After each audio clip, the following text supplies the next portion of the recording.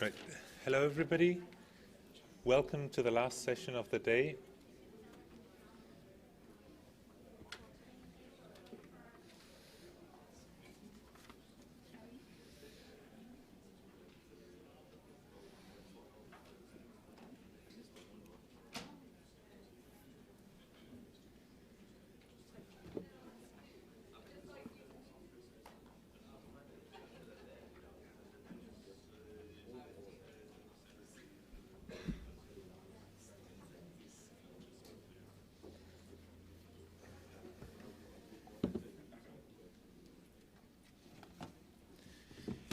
Yeah, so this last section really focuses on gathering the evidence and trying to really use genotypic testing as a surrogate for phenotypic testing, because phenotypic testing is not appropriate for scaling on large across the world. But I'd like to just start quickly by echoing really a few things that Daniela and Chris have said today, because it's not just a question of coming up with a surrogate for phenotypic testing, but there are problems with phenotypic testing itself, which have been ignored for far too long. Just before I start, you need to put up this disclaimer. So the views expressed in this talk are my own and not those of the Department of Health in the UK, nor the Wellcome Trust. And I've worked for many years with Illumina, and I've also received some funding from Jens for expenses, and I've been given an award which was sponsored by Hain. So if you work on other organisms, major pathogens that are not TB, working on the genotypic basis of resistance is like shooting fish in a barrel. It's really simple, and the reason for that is that modern microbiological principles have been applied over decades to work out what the ECOF is and to then set clinical breakpoints appropriately. By contrast, little rigor has been placed when it comes to TB, and it's surprising and shocking to some extent because, I mean, the primary reason why we're all here is drug resistance, so one would assume that we can actually define what resistance is. Now, that's not necessarily the case, and basically what it boils down to, we need to decide whether critical concentrations should correspond to the ECOFs, i.e. the highest concentration of the wild-type distributions, or whether some strains that have elevated MIC are still treatable at the standard or maybe higher dose. Now, the problem is that we don't actually know what the ECOFs are for a lot of drugs, and this debate about whether ECOF or not is to some extent will always be contested. Some people will want to be more conservative, other things that the evidence is large enough to say that the critical concentration should be above the ECOF. But I think whatever decision we take, we should apply it consistently.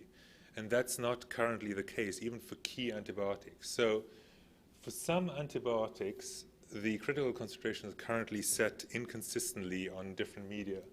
And maybe the best example of that is ofloxacin. So currently, the increased critical concentration LJ is above the ECOF, so the judgment there was some non-wild type strains are still treatable, whereas in 7H10, this was a different conclusion was taken. So depending on which medium you take, you'll get systematic differences between the results. And then we've heard early on that there are issues about using midget testing as a surrogate for ofloxacin resistance. So essentially, if we currently test in midget at 0.5, we misclassify some non-wild type strains as wild type because the critical concentration is too high.